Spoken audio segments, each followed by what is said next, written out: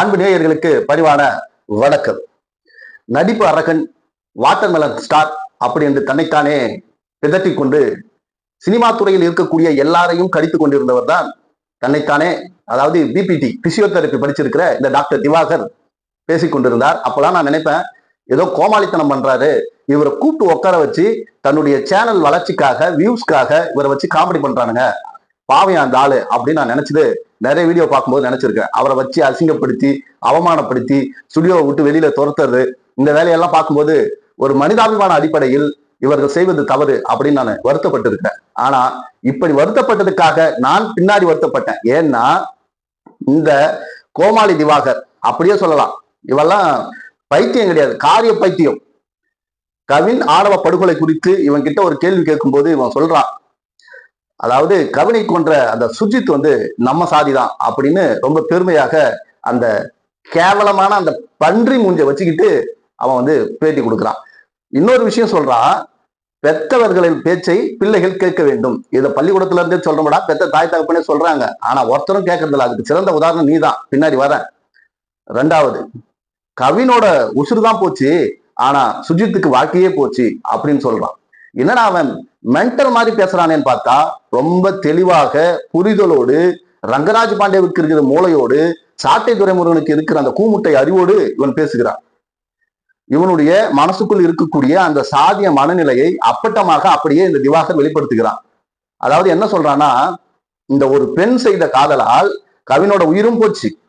தன்னுடைய சகோதரியுடைய காதல் அந்த விவகாரத்தில் சுஜித் கோபப்பட்டு கொலை செய்து கொலைகாரனாக மாறி அவனுடைய வாழ்க்கையும் போயிடுச்சு. ஏண்டா சுபாஷினி என்னைக்காவது சுஜித் கவின் என்ன தொல்லை பண்றான், என்ன இந்த மாதிரி டார்ச்சர் பண்றான், அந்த மாதிரி ஏதாவது சொல்லியிருக்காங்களா? ஏதாவது தெரியுமா? இவனுங்க என்னன்னா சமநிலைப்படுத்துவது. ஒருவன் தன் உயிரை இழந்திருக்கிறான், தன்னுடைய, அதாவது எவனாலும் திருப்பி கொடுக்க முடியாத இந்த உலகத்தில் ஒரு விஷயம்னா அது உயிர் தான். அதை ஒருவன் இழந்திருக்கிறான், அதுக்கு ஈக்குவலா நம்ம சமநிலைப்படுத்தணும், சுஜித்தை நியாயப்படுத்த வேண்டும். அதற்கு அந்த சகோதரி சுபாஷினி மீது அவதூறு, அதாவது அவங்க மேல பழி தூக்கி போடுறது. அவங்க காதல் பண்ணதாலதான் அந்த காதல் பிடிக்காம சாதி வெறியால் இவர் கொலைகாரனா மாறினாராம். அப்போ உங்களுடைய மனநிலை எந்த நிலையில் இருக்கிறது? ஒரு சுஜித்தை தான் நம்ம பார்த்துருக்கிறோம். இந்த மாதிரி கோமாளி திவாகர்கள் இவர்களுடைய சாதிய மனநிலையை இவன் சிரிச்சுக்கிட்டே அப்படியே சமூகத்தில் விதையை வீசிவிட்டு போகிறான். அந்த சுஜித் செய்த செயலை நியாயப்படுத்துகிறான். அப்ப இந்த தர்பூசணி மண்டைய நடு தெருவுல தூக்கி போட்டு உடைக்கிறதுல தப்பே இல்லை. இவனுக்கு மண்டையில ஒண்ணுமே இல்லை. ஏண்டா லூசு கமனாட்டி, உன் வீடியோவை பார்த்து எத்தனை பேர் சொல்லியிருப்பாங்க, நீ பண்றதெல்லாம் பைத்தியகாரத்தனமா இருக்கு, கோமாளித்தனமா இருக்கு, டேய் உன்னை வச்சு கழுவி கழுவி ஊத்துறாங்கடா, நீ எதுக்குடா இந்த மாதிரி வேலையை பாக்குற, டாக்டருக்கு படிச்சிருக்கிற, பிசியோதெரப்பி படிச்சிருக்கிற, அந்த வேலையை மட்டும் போய் செய்ய வேண்டியது தானே. அது உன்னை சார்ந்த உன்னுடைய சொந்தக்காரங்க, உறவினர்கள், நண்பர்கள், பெத்த அப்பா அம்மா சொல்லியிருப்பாங்களா? சொல்லியிருப்பாங்க. ஆனா நீ கேட்டியா? கேட்கல. ஆனா உன் அறிவுக்கு நல்லா தெரியும் தான் பண்றது கோமாளித்தனம். ஆனா அந்த கோமாளித்தனத்தின் மூலம் தனக்கு ஒரு புகழ் வருது. அது ரொம்ப நெகட்டிவான விஷயமா இருந்தாலும் அது உனக்கு தேவைப்படுது. அப்போ நீ யார் சொன்னதையும் கேட்காம உன் சுய புத்திக்கு தெரிந்து இப்படி கோமாளித்தனம் பண்ற, இவ்வளவு கேவலமா பண்ற. உனக்கு கவினும் சுபாஷினியும் செய்தது காதல். காதல் அது அதுவா வரும். யாரும் வற்புறுத்தியோ வலுக்கட்டாயமாகவோ செய்தால் அது குற்றம்.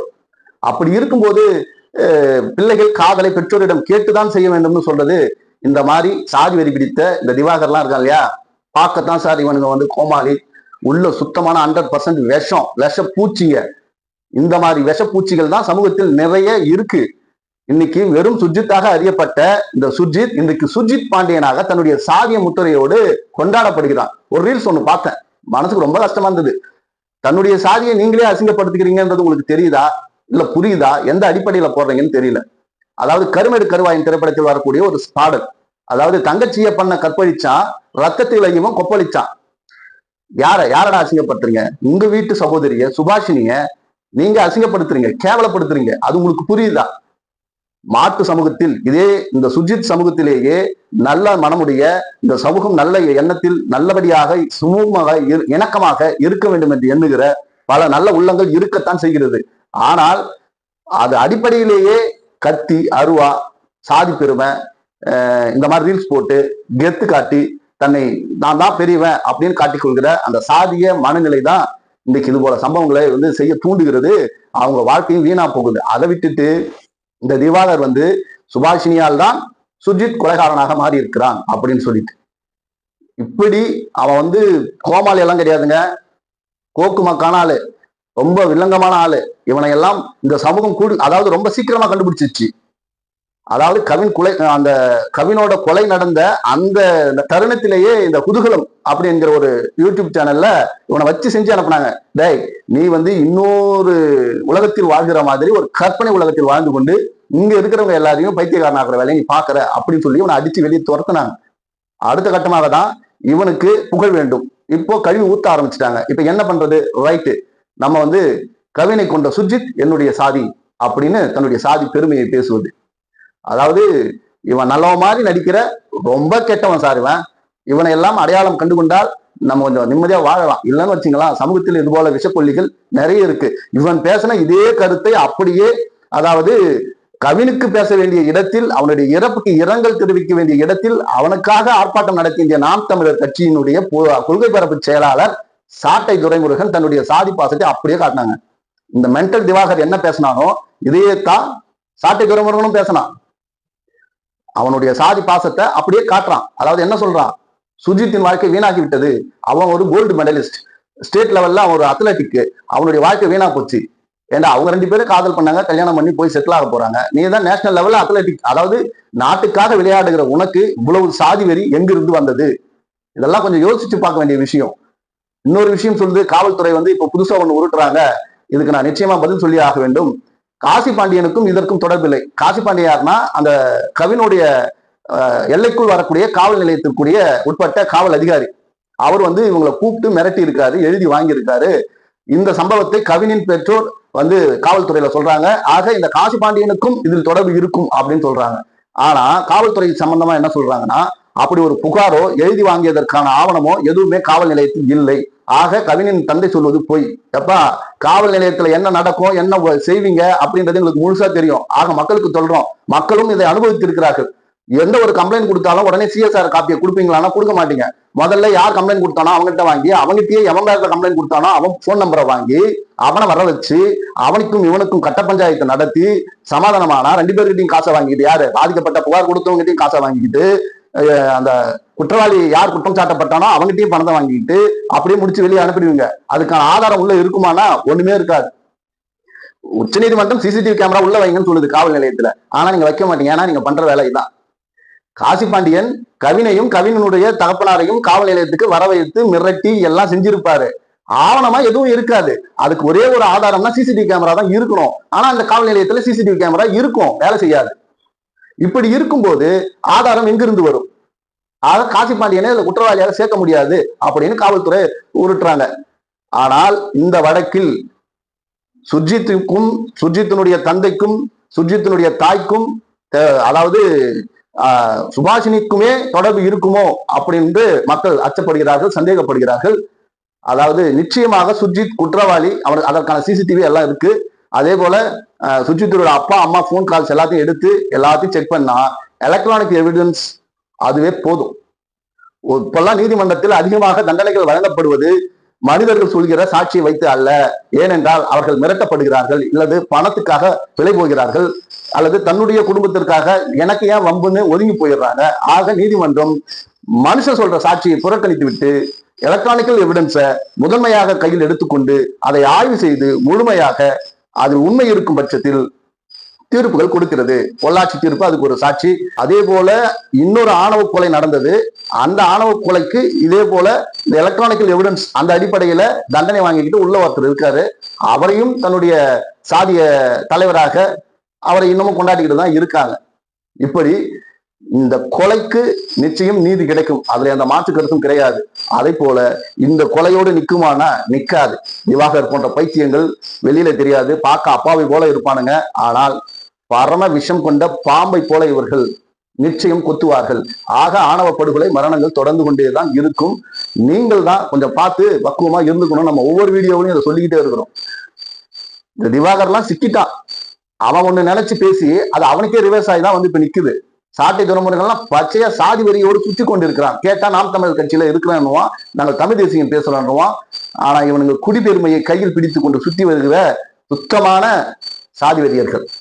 சீமானின் இதுல அடக்கம்.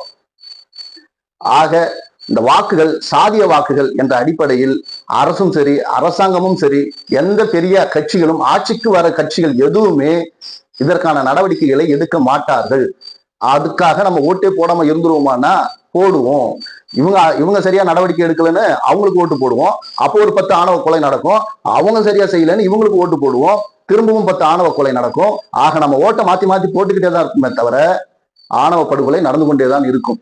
ஆக இதற்கு ஒரு தீர்வு என்னன்னா, நம்மை நாமே காப்பாற்றிக் கொள்ள வேண்டும். நமக்கு நாமே உறுதுணையாக இருந்து கொள்ள வேண்டும். சுய அறிவோடும் பகுத்தறிவோடும் செயல்பட வேண்டும். தான் காதலிக்கிற பெண் தன்னை விட சாதி வெறி கொண்ட அந்த கும்பலை சார்ந்து இருக்கிறது என்று தெரிந்தால், ஏன்னா எல்லா சமூகத்திலும் சாதி வெறி கிடையாது. காதலிச்சா சேர்த்து வைக்கிற அப்பா அம்மாவும் இருக்கிறாங்க. 2 குடும்பமும் ஒண்ணு சேர்ந்து பிள்ளைங்க நல்ல பிள்ளைங்க படிச்சிருக்குங்க, நல்லா செட்டில் ஆகுது இருக்குங்க, கல்யாணம் பண்ணி நல்லா இருக்குமான்னு சொல்ற பெருந்தன்மை வாய்ந்த கடவுளுக்கு இணையான தாய்மார்களும் தந்தைமார்களும் இருக்கிறார்கள்.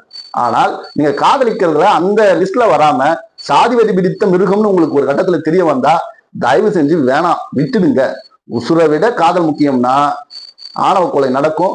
அதற்காக நம்ம ஒண்ணுமே பண்ண முடியாது. நீங்க தான் பார்த்து கொஞ்சம் சூதானமா இருந்துக்கணும். அதாவது இப்ப ராஜாபுரம் பிரதர்ஸ் எல்லாம் இருக்காங்க, அவங்க எல்லாம் வந்து பேசுறாங்க. அவங்க உண்மையை சொல்றாரு. நான் முக்குளத்தோர் சமுதாயத்தை சேர்ந்தவன். இங்கே தேவேந்திர குல வேளாளரும் முக்குளத்தோரும் இன்னும் இருக்கிற இந்த நாடார் சமூகமும் தங்களுடைய சாதிய தலைவர்கள் சாதிய அமைப்புகளை தூக்கி பிடிக்கிறாங்க. இங்க சாதி வெறி ஊட்டி வளர்க்கப்படுகிறது. இங்கே வந்து சரியான வழிகாட்டிகள் யாரும் இல்லை. ஆக தலைவர்களுடைய அந்த கட்டுப்பாட்டில் சில பேர் இருப்பதால் ஒட்டுமொத்த சமூகத்துக்கும் கெட்ட பேர் வந்து சேருது. நானும் ரொம்ப வருத்தப்படுறேன் அப்படின்னு சொல்லி ராஜாபுரம் பிரதர்ஸ் அவர் ஒரு சேனல் வச்சு நடத்துறாரு. அவர்லாம் ரொம்ப வருத்தப்பட்டு சொல்றார். சின்னதுரை வெட்டப்பட்ட போதும் நான் போய் நின்றேன். அங்க இருந்தவங்க எல்லாம் வெட்டியவனே வந்து பாக்குறதா அப்படின்ற மாதிரி. அவங்க எப்படி என்ன பாக்குறாங்கன்னா, அந்த சமூகத்தை சார்ந்த எல்லோரும் குற்றவாளிகள் அப்படின்னு பாக்குறாங்க. இது இந்த சமூகத்துக்கு சரியல்ல. அவர் சொல்ற கருத்து 100% உண்மைதான். ஒரு சமூகத்தில் ஒருத்தன் செய்யற தப்புக்கு நம்ம எல்லோரையும் குற்றம் சொல்ல முடியாது. அதே போல ஒரு கூட்டம் இருக்கு, குழு போல அவங்க இருக்கும். ஒவ்வொரு சாதியிலும் ஒரு குழு இருக்கு.